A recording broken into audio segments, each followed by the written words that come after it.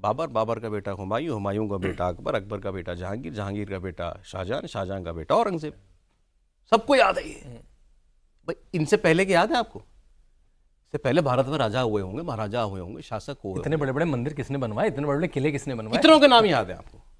मगर बाबर, अकबर, हुमायूं सबको रटा हुआ है ये। हमको रटवाया गया है ना, ये हमको बताया गया। अब जो मैम, आप जो दूसरी बात जहां से आपने शुरू किया था कि हमारा एंशंट इतिहास जो है हमें इसीलिए गलत बताया गया ताकि मिडिवल काल में, मध्यकाल में, मध्यकाल हम बोलते हैं मतलब आज बिल्कुल। ये मतलब 10वीं शताब्दी या 11वीं शताब्दी से शुरू हुआ, जब हमारे ऊपर इस्लामी आक्रमण होने शुरू हुए, उसको जस्टिफाई किया जा सके या ये बताया जा सके कि भाई इससे पहले भी जो थे वो भी बाहर से आए थे, ये भी लोग बाहर से आए। ग्लोरीफाई किया जा सके। मुगल्स तो ग्लोरीफाई हुए हमारे यहाँ। इसमें मैं 2-3 बातें कहूंगी।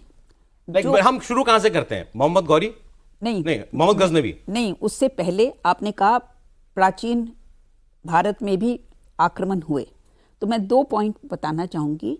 प्राचीन भारत में नॉर्थ वेस्ट इंडिया और पंजाब में ये सत्य है कि विदेशी शासक थे, लेकिन कोई भी विदेशी शासक नहीं था प्राचीन भारत में जिसने यहाँ के धर्म, सभ्यता, संस्कृति को पूर्ण रूप से अपनाया नहीं हो।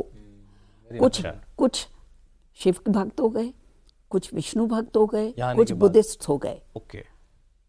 एक भी शासक का नाम नहीं ले सकते विदेश से जो आए, जिन्होंने अपना धर्म, तौर तरीके यहाँ की इस्लामी इन्वेजन से पहले, इन्वेजन से पहले। ओके। अब ये महमूद गजनवी जब आया, जिसने 16 बार सोमनाथ पर आक्रमण किया, भारत पर नहीं, आक्रमण भारत पर 16 भारत पर 16 बार आक्रमण किया, तो ये किस प्रेरणा से आ रहा था यहाँ?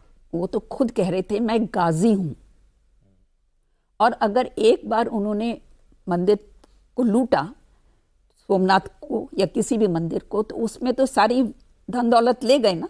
उसके बाद जो हिंदुस्तान के निवासी थे, उन्होंने उन टूटे हुए मंदिरों को बार बार बनाया, और उन पर और मुस्लिम शासकों ने बार बार हमला किया। महमूद गजनवी ने सोमनाथ पर हमला किया। और इसमें मैं एक और बात आपको बताना चाहूँगी कि हम जो इतिहास मध्यकाल का लिखते हैं, वो हम सब इतिहास फारसी ग्रंथों के आधार पर लिखते हैं।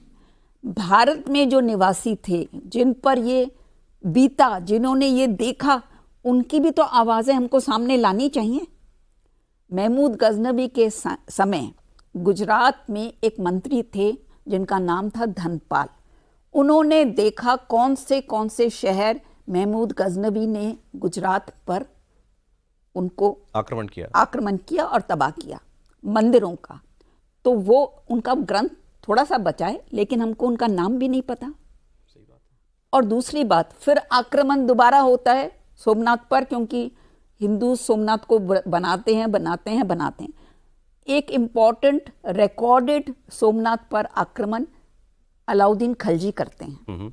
ठीक है, अलाउद्दीन खलजी दिल्ली के सुल्तान थे, और जब उनकी सेना वापस जा रही है सोमनाथ पर आक्रमण करके, तो एक छोटा सा राज्य है राजस्थान में, जालौर, और उसका शासक बोलता है कि मैं तो ये अपमान नहीं सह सकता।